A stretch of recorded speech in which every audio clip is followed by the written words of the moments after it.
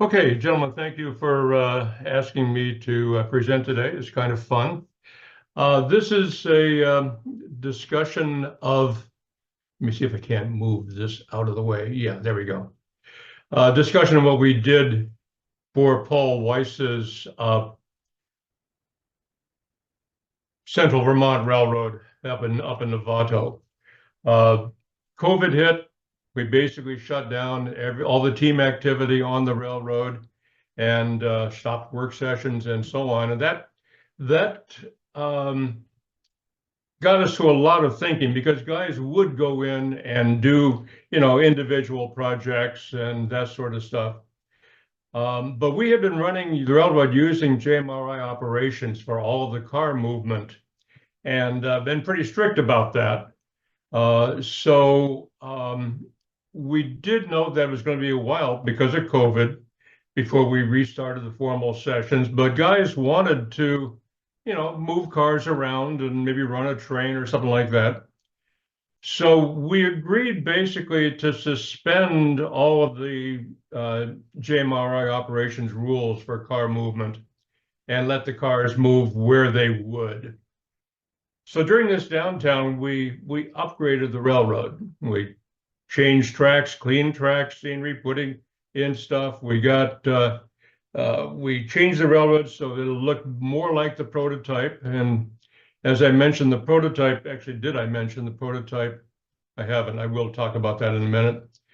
But we used the time individually to work on the railroad and to, make it better. So after a while, we decided it would be safe to start working together on the railroad. But how do we put the railroad back together? Cars were all over the place. They were not in their original locations. They didn't have any relationship to where JMRI thought those cars were sitting. So how do we put it back together? And at the same time, the railroad had been down for a year, and it was not in operable condition, quite frankly. Dirty wheels, dirty track, turnouts. Some of the guys went and put in, ballasted track, and of course that always affects the electrical, it affects the turnouts and so on. So we tried to figure out, how do we bring the railroad back to life? Now, the Central Vermont is a big railroad, 30 by 40 foot building plus an annex. It represents the Central Vermont in 1956 from New London to Brattleboro. 700 cars, 100 industries, interchanges, large yards, large staging. And then we have built from the beginning JMRI Operations controlling all of the car movement. Here's the lower level of the Central Vermont. That E&L yard, which starts in the upper right-hand side and wraps around the entire west side of the building, is a major challenge all by itself. Then the railroad climbs out of that. Okay, E&L, of course, is East New London. It climbs out from East New London and goes up into Palmer and Willimantic and into the north staging area, which represents Brattleboro and points north on the Central Vermont. So big railroad. And this doesn't include the annex, which is another moderately large room, which takes off from the upper right corner there and goes into a large staging yard and now a very large industrial area in that room. So how do we bring the Central Vermont back to life? The requirements: clean and test all the rolling stock. Clean, test, and use every piece of track, turnouts, etc.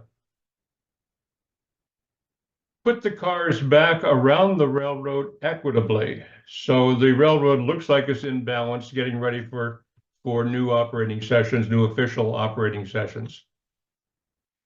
And importantly, make sure that JMRI Operations and the railroad are in sync, so that JMRI Operations knows where every car is.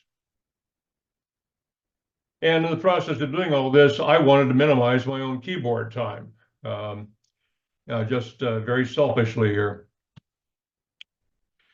So when we talk about JMRI Operations, the rules are the JMRI schedules. So every industry on the Central Vermont has a schedule which talks about all of these factors: the car type, the load it receives, the load it ships, where it ships it to, etc. And currently we've got 67 schedules with 269 rules. So this is what determines what car goes where, when, how long it stays at an industry, and then where it goes in its next step. If you haven't looked or haven't used JMRI, it's a really, really powerful software system to run your railroad and make it operational in a prototype manner. So, putting the railroad back together, what are the options? Well, we could hand pick up the cars and put them back into where they were last time before all of this happened. That would be painful, number one, but it also doesn't test the cars, it doesn't test the tracks. And also we did change some of the trackage. So some spurs got shorter, some spurs got longer, some spurs disappeared, some spurs got added. And the same thing is true for cars. Cars were added and some were removed. Wrong era, or the quality of the car, or we just didn't like it, whatever. So this option was not a valid option. Second option is to newly place the cars across the industries. Still requires lots of hands, but the big problem is that it requires checking each car against the schedule for that industry. So if I'm going to take a car and drop it into an industry, does that industry take that kind of car? And that would be manual checking if we did that. And it require a lot of data entry to tell JMOI where we put that car. So this is the screen for setting various things about a car. And basically, for each car we moved by hand, you have to set the location and the track for that car and the load for that car. So I wasn't about to do that. So we want to make sure that the car matches the schedule for that industry. So what was the solution? Have JMRI Operations place the cars. So to do this, we took all the cars from the industries and interchanges and put them in work areas. And so that basically emptied the railroad, except for those work areas. And it was a great time to clean all the spurs and make sure all the turnouts were working, because basically the industries and the spurs were empty. So we decided to clean and test the cars in cuts, and that's a totally arbitrary designation. Take a group of cars, give it a label, and keep that group together, keep that cut together until it's actually put away. And we kept manual switch lists to list the cars in each cut. Each cut got a road test with a full pass of the main line, and we made repairs to those cars as needed. So this way, we in fact ran every car around the railroad, cleaned it, checked it, fixed it if necessary, and the cars got healthier. So we eventually had 44 cuts. And as I say, the cuts were arbitrary. So some of them were as small as 4 cars, some of them were as large as 20 cars. Depends on whoever was, quote unquote, responsible for that cut. And the cuts were in various places. They were in various places in staging and the major yards, that sort of thing. So all of these cuts start out in staging or a yard. And then we told JMRI to put them away. And how did we do that? We set up 2 virtual staging locations, a track called Arrive. And when we first started the project, we put every car in this Arrive track virtually. And that's basically, a one-click under JMRI. You select all of the cars and you move them all to the Arrive location. And then we set up a Depart location, which will hold 1 cut and, in fact, 1 train at a time. And again, that's select the cars and a click to do the set that all those cars into are, quote unquote, in the Depart track. So cut by cut, moving the cars to the Depart track, we then had set up 2 JMRI routes. And a route under JMRI tells the trains where it is going to be working at each town. So we built 2 routes which cover the entire railroad. Distrib North for a northbound train and a Distrib South for a southbound train. And of course, because some of our industry spurs are directional, in fact, most of them are directional one way or another, we needed both a southbound train and a northbound train to do the work. Now, the other thing about a route is that you see there is a move column. So as JMRI would populate a town, we could set that town to have 0 moves. So JMRI would not put any more cars in that town. So if it filled up East New London, we would set the moves to 0. If it filled up E&L North, we set the moves to 0 so that it would gradually populate and under control all the way up through all of the towns.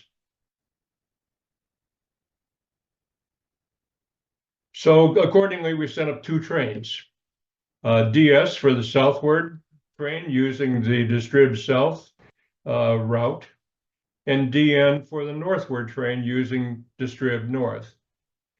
And again, these are working with the 2 virtual locations. Actually, they're working with the 1 virtual location, which is the Depart track, which is a virtual track, but it's the Depart track. So basically, we would virtually move a cut to the Depart track. And then we would build the train under JMRI Operations. 1 click, and that creates the manifest for us to use for that train. And that manifest, of course, tells us what car goes to what spur. And then we hand that manifest to one of our guys, and he would actually physically run the train. And again, this by physically running it and running it intelligently, you're using the trackage, you're using the turnouts, you're using the locomotives, you're using the cars, you're using the spurs. And so as we run the train, and as we run all of the trains, the cars will be put into every spur, every turnout will be used, every locomotive will be used, etc. So JMRI Operations, when it builds that train, is going to take each car and put it into an industry per the schedule for that industry. So we know that when we get done, JMRI operations and the industries and the physical locations of the cars will be all in sync. So we create the train, we rename the manifest to the cut name, hand the manifest to a team member to run the training while checking everything. We monitor processing the cuts and populating the spurs to adjust the balancing in the route for the next train going through. We know the JOPS will not overfill a track, so that's at the same time, that's allowing us to double check JMRI operations to make sure that the numbers it has for the length of a spur are correct.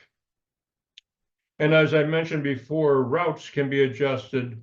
So as a town fills up, or if it becomes as full as you want it to be, you can adjust the route to skip working that town. So after a while, and it took a while, we ran all the cuts. And with all the cuts run, yards and staging should be empty at that point. All of the cars should be out on the railroad in industries. So what do we do here? It was a great time to clean your track and clean the turnouts in the yards and in the staging. Totally empty. We'll check for cars overflowing a track, overflowing a spur. Sometimes when you have a railroad this large and you've got lots of guys working, track lengths will change. They'll put in the building and shorten the spur, etc. So JMRI needed to be updated in a couple of cases where track lengths did change, and we need to reflect that. One of the surprising things that I didn't expect was inventory cleanup. For several times I said, who moved this car? This car was in cut 26, can't be in cut 32. What's going on here? Turned out we had lots of duplicates. We probably had about 20 duplicates out of our 20 or 30 duplicates out of our 700 cars. And in some cases, we had multiple duplicates of the same car. So those cars were pulled, set aside for renumbering. So we're almost done. Industry and interchange tracks are full of cars, nothing in the yards, nothing in staging. We need to prepare for a normal operating day. So we need to get cars back into the yards, get them back into staging. So to do that, we ran one or more complete days of standard trains or selected trains. So these trains would leave staging with no cars and come back with cars pulled from the industries per the JOPS schedules and the wait times. It repopulated the yards, repopulated staging, and went back to, got us closer to rebalancing the railroad for normal operations. We did run special trains as needed to clean out some areas of the railroad, not clean out, but to rebalance some areas of the railroad. So we then resumed normal operations. We started the process of the repopulating of the railroad back in January 22. Took us into March to do the cuts.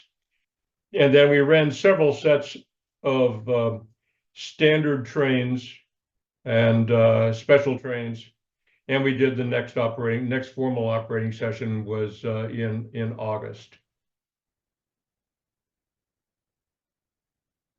Summarize, the process was fun. It worked.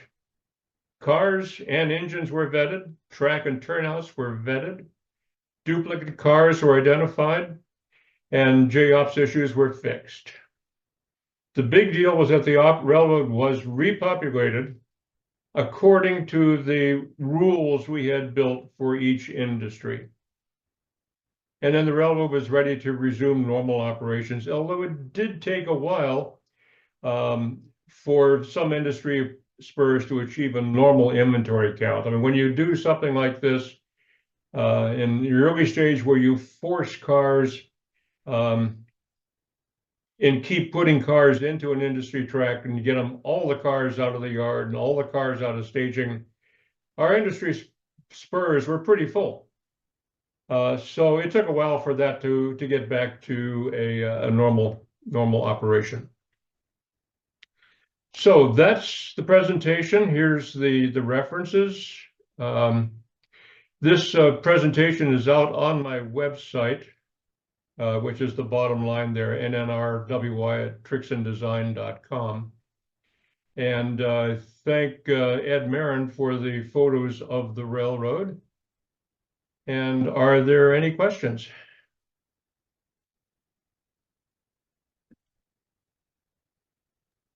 I have a question, sir. Yes. On the as you started moving trains around and problems were discovered, did you have a separate crew maintenance away and a rip track crew that would immediately go to work on whatever track work or rolling stock problems that cropped up? We didn't quite have it quite that formal, Dave, but basically, if one of our guys was running a cut and putting things away and he came across a bad turnout, either he would fix it himself or he would ask one of our team members who likes to work on track to fix that turnout. We would pull a car out of a cut and basically fix it right there in real time. We wanted to get each cut to stay together and get fixed in real time and then get distributed together rather than trying to, it would have been a lot of, frankly, keyboard work for me to have to keep track of, okay, well, we took this car out of this cut and put it over here, and when is it coming back? And we create a new cut for that. And I didn't want to do that. We fixed the cars in real time, and we cleaned track in real time. Same thing for turnouts. Thank you. So essentially, if you think about the railroad, then the balance on the railroad is that you have essentially the capability of having all the cars in industries or all the cars in yards. So if I kind of look at the overall car capacity of the layout, it's kind of double the number of cars you have. Yeah, so the Central Vermont happily had the ability to do that. It had the ability to take 700 cars and dump them into industries. So there wasn't track capacity in the industries and the interchanges to do that. If there hadn't have been, we probably would have changed the trains so that it would put it into the industries and the far end staging. Right. Something like that. But, to keep it simple from my standpoint, we stuffed them all in the industries and then rebalanced after we cleaned the staging areas and the yards and went that way. Because I imagine that setting up JMRI for the first time is a challenge with that many cars. Well, yes and no. If you have a spreadsheet with your cars, and that spreadsheet, has got the reporting marks of the car, the location for the car, you can import all of that into JMRI Operations in one fell swoop. It's the schedules for each industry, which is the big deal. And we've, over the course of the life of the Central Vermont, we've documented every industry, what it does, what it received, what it shipped, and all that sort of stuff. And that document has grown to about 50 pages. And what we've done is based on that, I've set up the JMRI schedules for a particular industry. Now, typically, an industry is only going to accept one or two types of cars. And it'll receive a load and it'll ship it, receive a load and ship empty. or vice versa. It'll receive an empty and ship a load someplace. So a lot of the industries may have only 2 or 3 rules in their schedule. Right. On the other hand, you get something like a team track, and a team track will accept every kind of car and, you know, all kinds of loads and stuff like that. So a team track schedule could easily be, you know, a dozen lines or more. The good news is that you can use the same schedule for each one, for all your team tracks. You can just copy the schedule then. Yeah, yeah. Yep. But what is key here is the use of JMRI's custom loads. So everything we do with these schedules involves a custom load. It might be grain, it might be flour, it might be scrap steel, that sort of thing. And the custom load is what is probably the most important thing of what car goes to what industry. So you set those up, and the system then runs very smoothly based on that car and that load and that industry. So I think what you're saying is to do JMRI, you start with what the loads are that different industries need, and then that defines the cars, and then that defines the schedules. Exactly. So JMRI is industry oriented as opposed to car oriented. So when you build a train to leave staging, that JMRI will look at the cars in that train, look at the potential loads for each car, and then match an industry to a car that's leaving on that train. So it's not the kind of thing where you've got a 4-cycle waybill where that car is going to go the same route, you know, every 4 times around the railroad. It's the case where you know that a particular industry receives flour, but that flour can come out of North staging on any car, and in fact will come out of staging on any car that is capable of carrying flour. So it just assigns those in staging then. Yeah. Cool. So staging, now you can do it. You can run JMRI without staging. You can run yards and stuff like that. But normally, well, what we do, we have 2 large staging areas and a couple of smaller staging areas. But a train that leaves staging will be assigned loads and assigned destinations based on the needs of the railroad. Right. Cool. Well, are there any other questions? I know we kind of veered off of the basic topic there, but I think I mean, it's very interesting to see how JMRI Operations was used here. And it's easy to see how creating essentially a virtual structure and moving things around allowed you to have the software do a lot of the work for you. And, you know, and I have to say there's a bit of Tom Sawyer in the fence here, with convincing everybody who hadn't been able to operate for 2 years that, oh yeah, the right way to do this is not to do it by hand where I have to do a lot of work. The right way is to do it by the computer telling you guys which cars to move. I think that's brilliant in of itself. So with that, thank you very much. Thanks from everyone and appreciate it. Thanks, guys. Thanks for inviting me. And we'll see you later. See you around. Thank you for watching this Coast Division eClinic. More Coast eClinics can be found on the Coast Division YouTube channel.